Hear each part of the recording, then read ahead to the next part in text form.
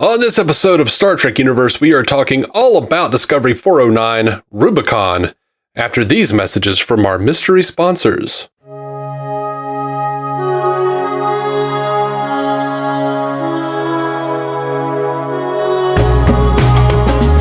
Welcome to Star Trek Universe, the podcast where two lifelong friends who've been watching Star Trek together their whole lives talk about it and you get to listen. My name is Matthew Carroll.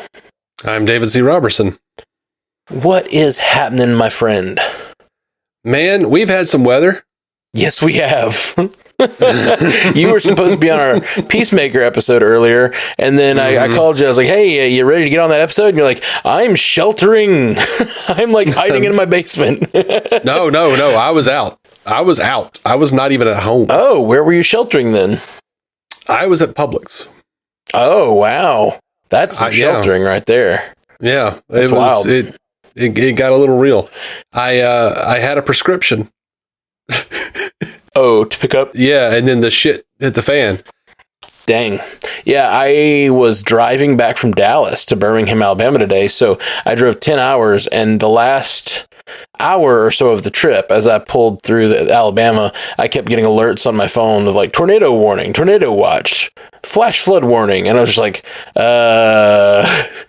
I don't know what I should do, because there's nothing around here, it's the middle of nowhere, and I was just like, do I keep driving toward Birmingham? If I stop, am I putting myself in more danger or less? I was like calling Alyssa, my girlfriend, and I was just like, hey, what can you look at the weather maps of what's happening right now? Because I don't know where I am, or if I'm heading into it or away from it, or if I should keep going or if I should pull over. I don't know what's going on. And she's like, where are you? And I was like, I don't know. Dude, that is a lot like last year in March. I was like heading from Montgomery to Birmingham, excitedly trying to get back to watch the debut of Zack Snyder's Justice League. Ooh. And just the shit fell out, man. And I just like wound up underneath a bridge somewhere on the interstate. Dang. and my wife was like, where are you? I'm like, I can't see anything. It's like, I'm going to die today. I seriously did. Like, I got like it let up just enough for me to get right down the road to like a Love's.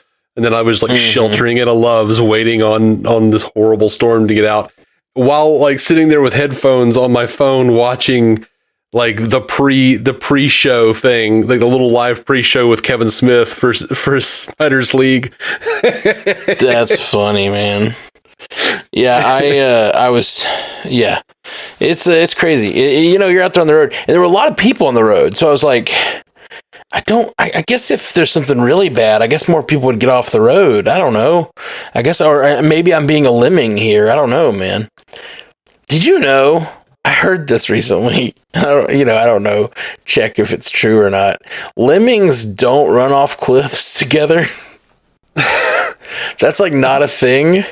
I've never looked into it. And apparently it became a thing because like whoever was making that wildlife documentary, I guess there is something where they follow each other a lot or something, like they pack together or something. And so they wanted to make it a thing, like they wanted to make a point that they would like, I guess like, if your friend jumped off a bridge, would you too? So they did, and they like, that was apparent, the footage that we've all seen of lemmings jumping off of a cliff from like back in the day, it's like old footage, was like some fucking asshole dumping a bunch of lemmings off of a truck off of a cliff.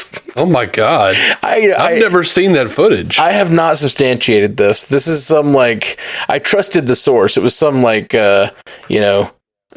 generally trustworthy source, but I honestly, I heard it last week. I was like, what the hell? Really? Yeah. Like we got this covered, or Fox News. Yeah, exactly. Exactly. My chosen sources. The Onion. I don't know. Yeah. No, it was worse. It was Clickhole, wasn't it?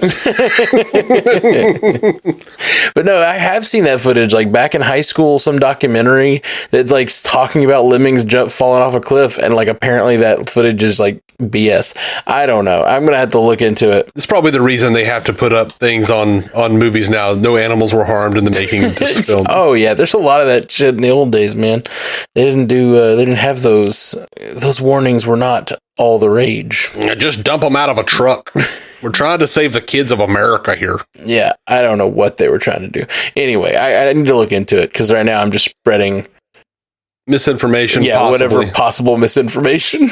Fake news, as they say. Possibly. but I'm admitting it, so that's at least like, You're halfway there. Yeah, better than most. All right. So let's talk about Star Trek. You want to talk about Discovery? Sure. That sounds reasonable. This Rubicon episode.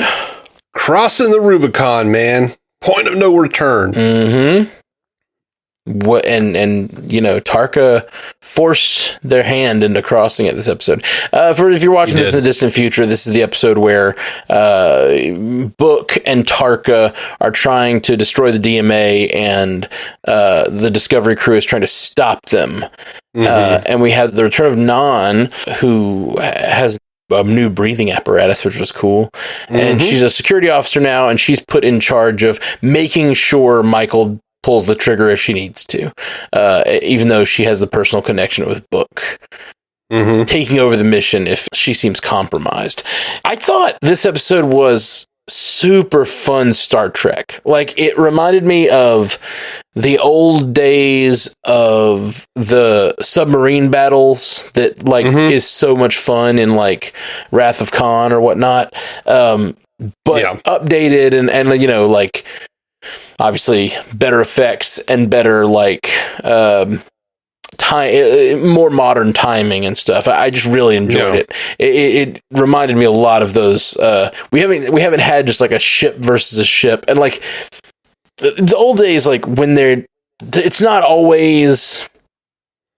There's a certain smirk that Kirk gets when he like has his enemy trapped or he thinks he knows what he's supposed to do, and I feel like new Star Trek kind of loses that sometimes, where you feel like every battle is a dire battle. But this was interesting because it was like this sort of sparring session between two ship mates that like knew each other's tactics really well, and I really enjoyed the Michael and Book being like, if I pull this little trick, she'll do this, and I bet she's over there, and I bet he's over there. It was just fun. I really enjoyed it. It was great because I felt like you felt the love between them, and like they were enjoying themselves. Even though this was a dire situation, they were enjoying themselves. Tarka's like, why are you smiling? Yeah, man, I enjoyed it. I thought the pacing was really good. And it's a little frustrating because, at the end of the episode, we didn't really make it very far. Like, it was a whole lot of stuff for a whole lot of nothing. Well, yes, we spoke about that last week where like a lot happened and nothing really moved. But this episode, at least, like the weapon has been discharged. They have made first contact, as they say. Yeah. And it was a violent first contact, but it was also apparently their greatest weapon that they thought was going to do such damage did nothing. Yeah, they changed that shit out like they were changing a light bulb, man. Yeah. They were just like, oh shit, we had a fuse blown. Here we go. Power sources on the other side of the wormhole, and whoever 10C is, just flip the switch back on. They're just still rolling with their DMA, still searching for all the boronite.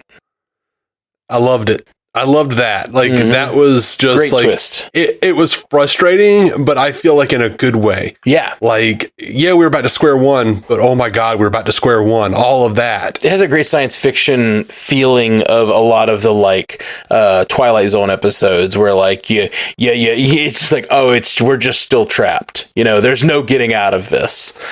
Yeah. Like, damn it, those damn hornets built a nest inside of one of our fuse boxes. Now go flush them out and flip the switch again.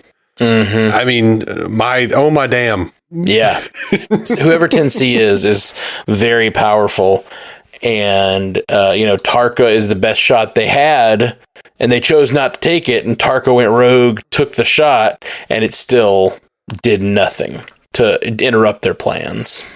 Yeah, and I really liked there was a bit of a spotlight on Tarka this episode. We kind of got more of his true colors than I think we've ever gotten before.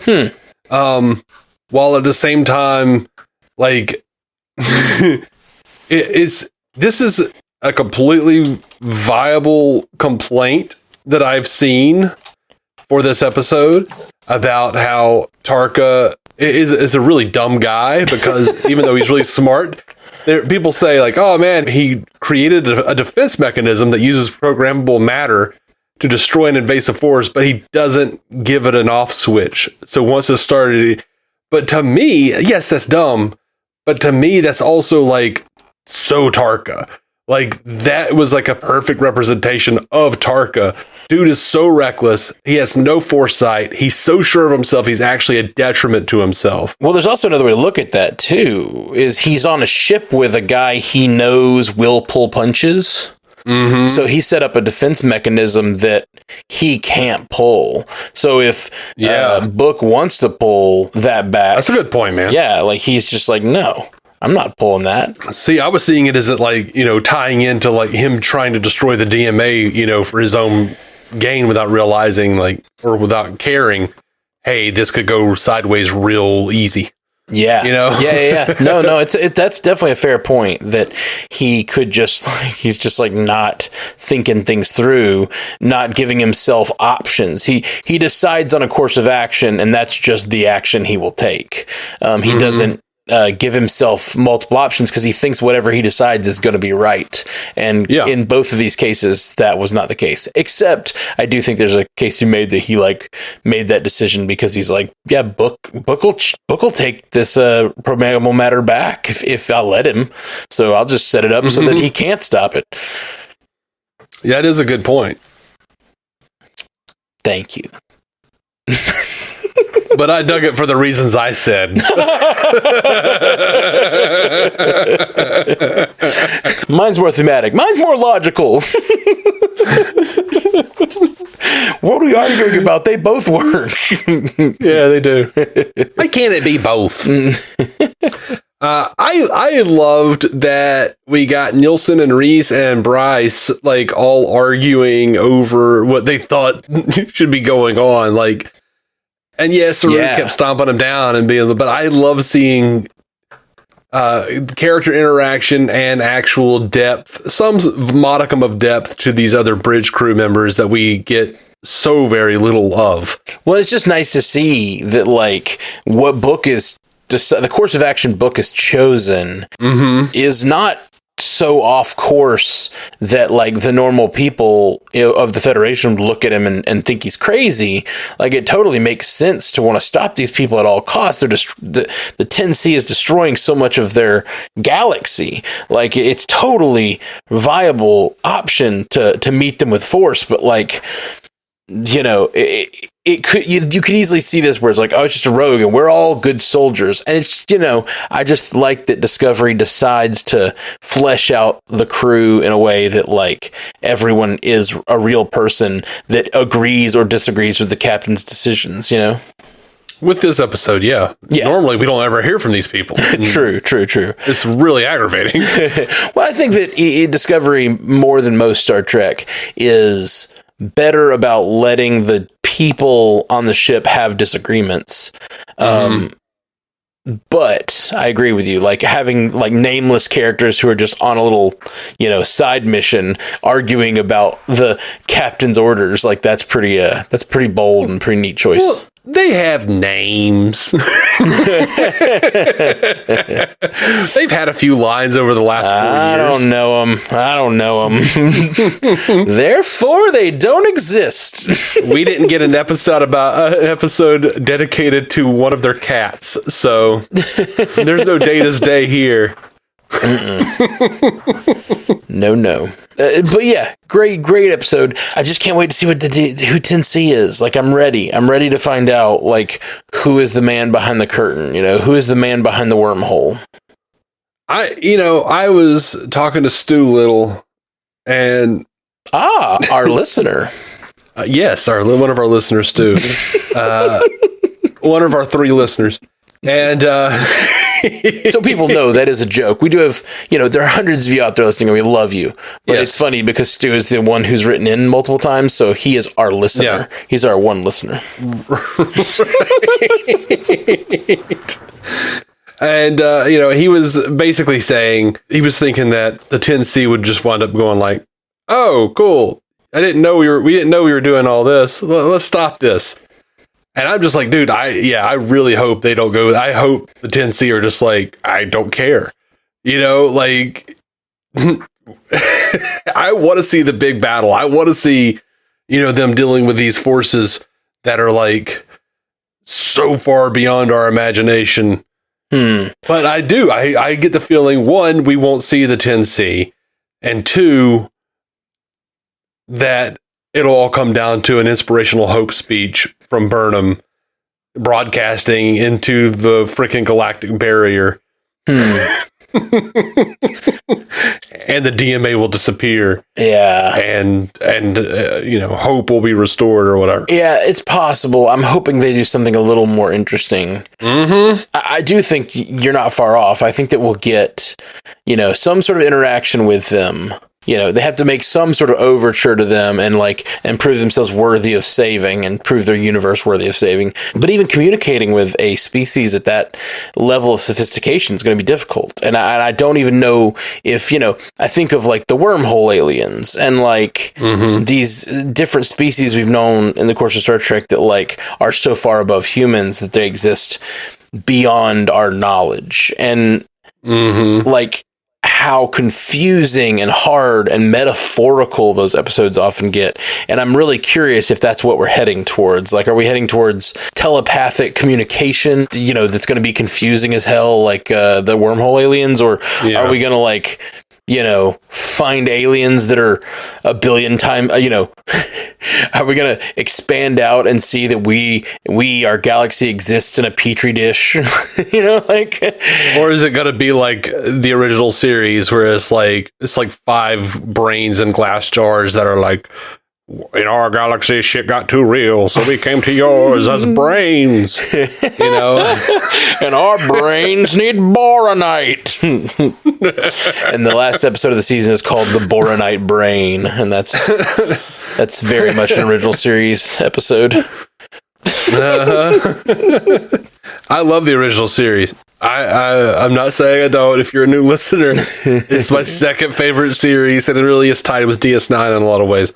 But I love that. I love that retro shit. Like, that's some of my favorite kind of sci-fi, where it's just like, here's a brain in a jar. No explanation to how this works. Our technology is so advanced, you'd never understand why our brain is in a jar. Cool. That works. Yeah, sure. Brains in jars. At some point, magic is just science we don't understand, right? You know what? It's like how much I love the ending of Crank 2, where it's like the bad guy is just like a head in a jar, on top of that roof. Yeah. Why is he on top of a roof? Mm-hmm. I don't know. I love the Crank movies, man. Those are so ridiculous. Those are so... and the second one, I can't, the first one is so utterly ridiculous, and the fact that the second one takes it up a notch is... Yeah, it does. Oh, it's so good. No. Anyway. Go check out the Crank movies, guys. Yeah, they're not Star Trek-like at all. Except I just totally explained why it was like Star Trek. At least the original series. That one element, yeah. So I just gave you guys perfect reasons to never listen to me again. I'm like, I like when Star Trek is hokey and bullshit, like the Crank movies. Go check out the Crank movies. You're going to see more brains in jars. I like the worst thing about Star Trek. I think we all know the worst thing about Star Trek is the fans. Yeah, fuck you guys. Like and comment if you agree. Thank you for listening. Fuck off. No. I don't know that this is a good tactic for gaining new listeners. If you think it is, hit us up at StarTrekUcast@gmail.com. I don't care anymore. If you don't care anymore, like and comment below. Anytime we say something really offensive about the fans, let's make sure to plug the email. I strive for negative feedback. What else are we missing? What have we not talked about? May I say that I am curious. They said the USS Mitchell was monitoring the DMA. Yeah. And the DMA comes from beyond the galactic barrier. I was just wondering if that was some sort of small reference to Gary Mitchell, who, as we remember in Where No Man Has Gone Before, as we remember. I just pushed up my glasses. The first post-pilot episode, right? Yeah, the second pilot episode. Gary Mitchell was Kirk's best friend, lieutenant commander on board the Enterprise, who went mad after going through the galactic barrier. Pray to me, Jim. Pray to me, Jim. Even as a god, his big deal, what he wants is he wants to nail that hot doctor lady. I mean, don't we all?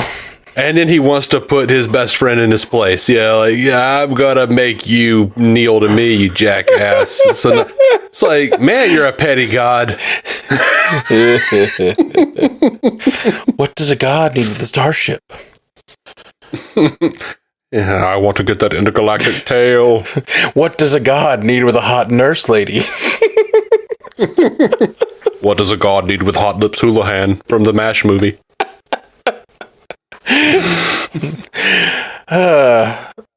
Right. Well, yeah, great. Were there any other sort of Easter eggy type stuff in this episode? I didn't see anything that I really took note of. I really did. I liked everything. I liked that Non was there to hold Michael in place. I thought that was a good decision on Vance's part. I enjoyed seeing her again. They seem to indicate that she'd be back next season. Or at some point, yeah. I also like that they lost. I like a good loss. I like when the protagonists lose. Yeah. Why Infinity War was my favorite Marvel movie. Yeah. Until the new Spider-Man movie came out. Well, and everybody's favorite Star Wars is Return of the Jedi. No. Return of the Jedi is a happy ending. Oh, I'm sorry. Everyone's favorite Star Wars is Empire. My bad. That's what I meant to say. This is the Star Trek podcast. I'm allowed to make those mistakes. Yeah. I would normally edit that, but I'm not gonna. I feel like this is a safe space to not know about Star Wars. I'm fine with it. It's great. It gives you depth to a show when you allow the heroes to lose, and when you allow the heroes to die, when you allow the heroes to go through things, when you allow the heroes to mess up. And in this case, we got all of that stuff with Book going off book, as it were. Michael, really giving him way too much rope. You know what I mean? Really going way too far. And Non keeps telling her, hey, you gotta pull him in. And she just keeps pushing and pushing. But Non was wrong. How was Non wrong? She was wrong because Book did, turn around and be like, wait, no, we're not gonna do this. Yeah, Tarka was a loose cannon. Sure. But they were both wrong. It's they didn't think about the fact that Tarka's sitting there next to him. You know what I mean? Book is not in all control of that ship. Clearly not. Especially after the experience with the shuttlecraft, you should have realized, Book didn't do that. Tarka did that. There should have been a conversation between Non and Burnham at that point where she says, hey, this is getting out of hand because Book saved the people, but clearly Book is not making all of the decisions. Right. So you got to think about, you trust Book, but how do you trust Book to be able to control Tarka? That's a whole different question. Yeah. And he couldn't do it, Dude, while Michael was in that shuttle looking at Book, to the thing, I thought she was gonna like have a look of shock and like Tarkin was just gonna like shoot Book through the head. Like I seriously thought he was just gonna shoot him through the head, dude. Damn. That's what I thought was gonna happen. That's cold. I know he was when he didn't. I was like, he's still gonna pull some shit. Oh yeah, I knew, and like Book should have known when he was like started giving that speech. I was like, like come on, just cut him off, dude. Don't let him finish. Yeah, when he finishes this, when a villain and like he's clearly a villain. I mean, come on. Yeah. When someone starts monologuing like that, do not let them finish. Like, what are you doing? This is what happens when you spend all your time smuggling and not watching TV, especially about game theory. Anytime someone starts talking about game theory, they're clearly a villain. Like, shit. Like game theory, you can't. If you start talking about, the art of war, just snuff them, out, just quickly get it done. Are you familiar with Sun Tzu? Oh God, just kill him. just shoot first. Shoot first. Han shoots first, right? Yeah, I know that thing. I don't know. I don't know. The one I saw, he didn't. Clearly, the best one. There's like a million cuts of that shit. I don't know what happened. I actually bought Alyssa. It's like Art of War for females in business. Oh. It's like how to leverage from the perspective of a woman in business. She's been working really hard to like advance in business, and so I bought her it's like a book. It's not The Art of War. It's like a book written really recently. It's by a podcast journalist that I like a lot, actually, and she wrote a book about like taking lessons from Art of War and adapting them to like women in business, like trying to climb the corporate ladder. I thought that was kind of fun. Yeah, I tried to read Art of War and the original. Yeah, and it was so confusing to me. I was just I didn't know what to do. It was like if someone mixed Confucius with the Bible. I was just like, I don't know what the hell's happening here. I'm so confused. Yeah, I was like, I am not smart enough to understand this. I read the whole thing. Right. I retained to nothing. Yeah, I've like tried to read it a couple of times because like, hey, let's see what this is about, and I have not made it through it. Yeah. I just keep going back to clips of Smallville and listening to Lionel Luthor being like, "Remember the art of war, son." I'm sure maybe Lionel will help me understand. I wonder if there's a newer translation that like, you would like better or I would like better. Yeah, they need to make a Lionel Luthor translation. like have the writers of Smallville come in and write it from the perspective of Lionel Luthor, teaching Lex how to run the business. Yeah, man. Yeah, totally. You ever seen that book Rich Dad Poor Dad? Yeah, I've seen it. Yeah. Like you could do that book, but it's like just Rich Dad, Luthor Dad. It's like a book from Lex's perspective about Lionel. No, it would have to be Rich Dad Farmer Dad. Yeah. Luthor Dad Farmer Dad. Yeah. Oh, hey, before we get completely off topic, Saru and his special freaking lady friend, man. Yeah, I liked it. A lot was cool about that. I liked the meditation over the comms. That was just neat that they can do that. Yeah. It felt very Demolition Man. What? Sorry, in Demolition Man, that's how they have sex, is in VR. Oh, okay. I never saw that movie. Oh, you know what I think, man, you gotta see Demolition Man. I always confuse it with Judge Dredd, Yeah, that's fair. And then I'm like, I don't know which one I'm supposed to watch, so I don't want to watch either. They both have their merit, but Demolition Man is actually like, I don't know, it's a sci-fi movie. It's like it's not I feel like Judge Dredd is too, but Judge Dredd's much more of an action focus. Yeah. Demolition Man, while it definitely is action focused, it does a lot to like attempt to predict a weird version of the future, and it has weird things. I saw a meme the other day. One of the funniest things in Demolition Man is he goes into the bathroom and he can't figure out how to wipe. And he doesn't know how to wipe. And he's like, what do I do? All I saw were the 3 shells. And there's just like 3 seashells next to the toilet. And he doesn't know how to use, and they're making fun of him for not knowing how to use the shells. And so I saw a meme the other day where a guy, he said, I like to go into public restrooms and leave 3 shells next to the toilets. Just for those in the know. Oh my God. It's very strange. Yeah, man. I don't know what the hell we were talking about now. We're talking about Saru and his lady friend, the president of Vulcan. Right. And yeah, I liked it a lot. I thought that was really cool. I thought that Culber's take on it was wise as ever. And I liked how forward he was with, like, my professional opinion, you're being an idiot. Yeah. So one of the things that bothers me about the new future is that, like, remember how, like, in like the 24th century, holograms were like glitchy, and yeah, they're still glitchy in the 32nd century.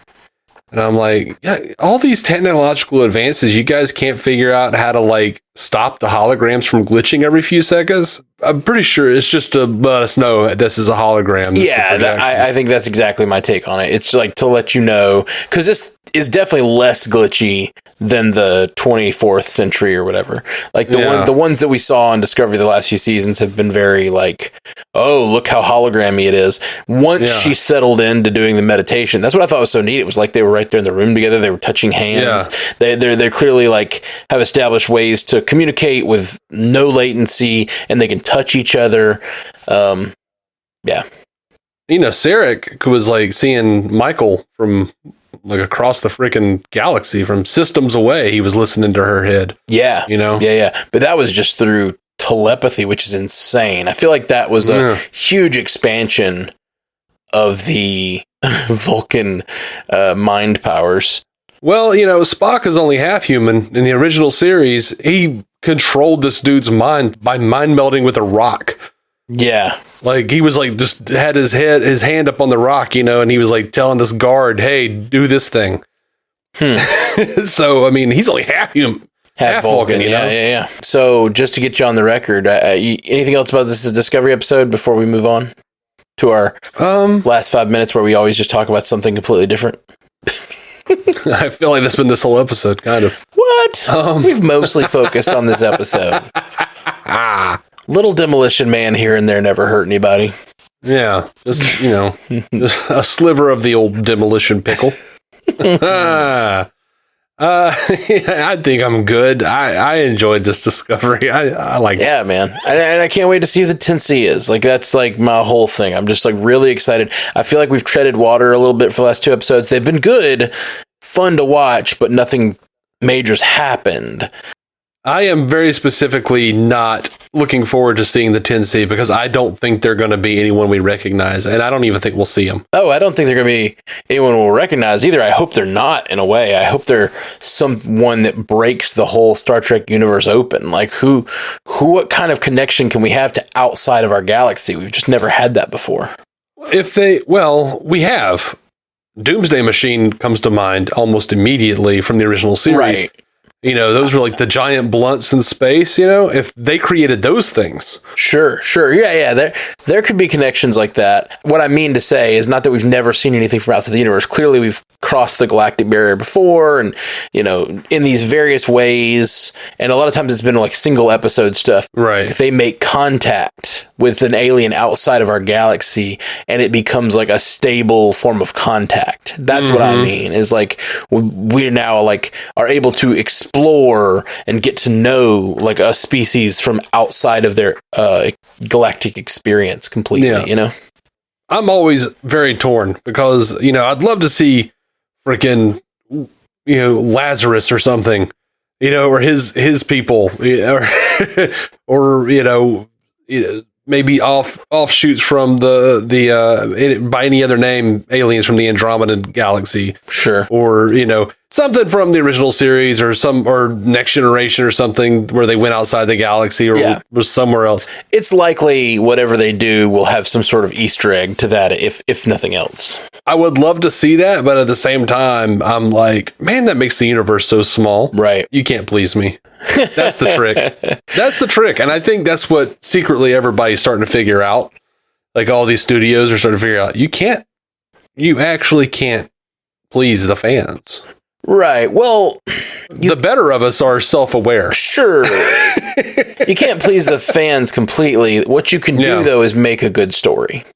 And so, stop trying to service every little piece of the fandom and just tell a good story. Yeah. And then we'll write books for the next 15 years about how all that shit connects. You know what I mean? There'll be fan fiction, there'll be official books, there'll be everything. There'll be theories, there'll be, YouTube essays explaining how this version of whoever they're meeting outside the galactic barrier connects, because there was a comm on the table that looked like the same design as whatever other alien race. There's all this kind of stuff that we will be doing. And that's the way you please the fans, is you tell a good story and leave it open for them to mill around forever. And that's what's fun about this stuff. They should leave that kind of shit open a little bit. Yeah. Greg Cox and David Mack got to eat. Are they the writers of books? Yes, they're they are writers of good books. Yes. Good Star Trek. Greg Cox wrote the friggin' Q Continuum novels. Oh yeah. I think we both really enjoyed. Yeah. Well, real quick, to completely leave Discovery behind, great episode, wonderful. To get you on record, tell me about your Peacemaker experience. Spoiler alert for Peacemaker, everybody. The finale played today. Get me on the record. Yeah. I adored the Peacemaker finale. Oh, me too, man. I loved it. I felt suffocated when he was under all the wood, when he fell and he was under all that, I felt like they really got it to a place where I felt like the entire team could die. If there was a quibble I had with it, it would probably be the torpedo helmet. Why? Because she still got up and walked away from it. Peacemaker's like, it's gonna break every bone in your body, probably. I don't know. He said probably. It did have some sort of dampening force field. It did. But then she gets up and she's like, gonna go save him. She's like, torpedo helmet or whatever, and then it just for nothing. She just hit the wall. She was such a badass getting down there and everything, and then she just like hits the freaking wall. It was funny, but it was a little pathetic. But, I loved it. Her falling out of the cow and all that viscera falling on her body and being like, "What the fuck?" was that was so funny. I enjoyed that, and him using her as a weapon, like kind of mindlessly. Like I was like, man, you really that was a you are the one that said it might break every bone in her body, and you caused her to use it again. Yeah. I guess at that point he'd seen it work once or whatever, so maybe. Yeah. I loved that they brought the Scabies for All helmet officially into the canon of the show. Well, did you see that on the previous episode? Yeah, in the post credits. Yeah, in the post credits. Yeah, but, which is not canon, I guess, because it doesn't even do the same thing. Sometimes they aren't. Yeah. Yeah, I think generally the post credits are other takes that they improv'd the same section of the show that they improv differently, which is super fun to see. But yeah, that's definitely not what the Scabies helmet did. In the post credit sequence, he's like, "Hey, why would you want a helmet that gave you scabies?" He's like, Test yourself. Every man should have scabies at least once in his life. But yeah, I really enjoyed it. I was very worried. I was very concerned for Harcourt. Me too. Man, I was like, oh my God, this is just going to be like a shit show. Everyone's going to be dead. And I don't know why. Like, Harcourt is James Gunn's real life girlfriend, so I should have known he was going to kill her off. You know, I was actually wondering, like, there were a few things in this episode that I felt like seemed like they were, like they weren't explained or they were last minute changes or something. It felt like things could have been a little different. And we just heard that it got renewed for a second season. And it made me wonder if some of that stuff was like intended to be like, maybe she was intended to die. Cause it like really felt like they were going to let her die. And I felt like it was very possible he would let one of the team, at least one of the team die. Well, Myrn died. Well, yeah, but Myrn died episodes ago. I thought in the finale we might lose somebody. I've been saying on PandaVision, where we've been covering it every week, like it's interesting to see a show about a character that is not important to the DC canon at all. That if every one of these characters did die, like that would be a reasonable business decision. You know what I mean? So like I'm watching this show and I'm like, and I know it's a passion project of James Gunn's. I'm like, and James Gunn has a sick sense of humor. I was like, man, I could totally see this ending with every one of the team just dead. Like maybe Economist survives or something, you know, has his picture, like, which was really, really nice, by the way. Yeah. And even the like dye beard conversation at the end of this one was really nice. That was heartbreaking. Yeah, it really was. And like Peacemaker had to like reckon with the weight of his own words. Yeah, realize that. Yeah, I dug it. I dug it, man. I thought it was a great show, and I didn't. Like I was telling you before the show, man. A lot of people angry about the Justice League showing up, specifically about the jokes about Aquaman screwing fish.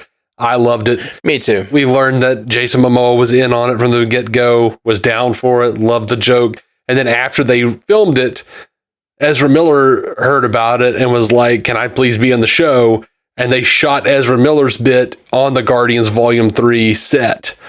So I was very pleased about all of that. Like, and it like totally makes sense to me. Like, it feels like Barry's picking on Aquaman. You know what I mean? Like, it doesn't feel like that's actually true, which is how I think it could be taken. But it feels very much like Barry's like, but it's true though. Like, I don't know. Barry and him have that sort of like relationship, I think, now. Yeah, I mean, and you know, I've seen a lot of people saying like the characters never acted this way. They never had this relationship in Zack Snyder's Justice League. Nope, I can go back and watch Zack Snyder's Justice League when Aquaman is laying on the ground and pointing at Barry like, "You son of a bitch." Yeah, like that they totally have that older brother, younger brother relationship. Yeah, I totally agree. Yeah, I thought it was perfect. I thought it really worked. Yeah, and I was just shocked. And it was so beautifully played because it seemed like they were going to come down and it was just going to be 4 silhouettes and that was all we were going to get. And the joke was enough. Like, that joke was enough of him just yelling, "You're late, dickheads." That's a great joke. Wonderful execution. I love it. And then they waited till they passed to let Barry and Arthur have a conversation, which it just saved that moment for an extra punch of like, oh my gosh, I can't believe they got those guys, you know? Yeah. It was great. Oh, I thought it was fantastic. I loved it. Well, I need to go to bed. I've driven 10 hours today, and then we did trivia night. We do Marvel Cinematic Universe trivia on the third Thursday on Twitch, twitch.tv/StrandedPandaTV. If anybody wants to join sometime, but we did Marvel trivia tonight, and then we always do a little bit of a hangout with people on the Zoom call afterwards, and it was great fun. I laughed really hard, but man, I'm so freaking tired, ready to go to bed. So tired. Well, go sink into your bed. Oh, I will. Just ease into it like an old man into a cup of soup. Thank you, my friend. You know what I say to you? Jill on true. Hey, man. Live long and prosper. That's what I say to you. Thank you for listening to the Star Trek Universe Podcast, a Stranded Panda production. If you'd like to hear more from David C. Robertson, check out the DC On Screen podcast or maladjusted.tv for his web videos. If you'd like to hear more from Matthew Carroll, check out the Marvel Cinematic Universe podcast or listen to his music. Just search for Matthew Carroll anywhere you get music.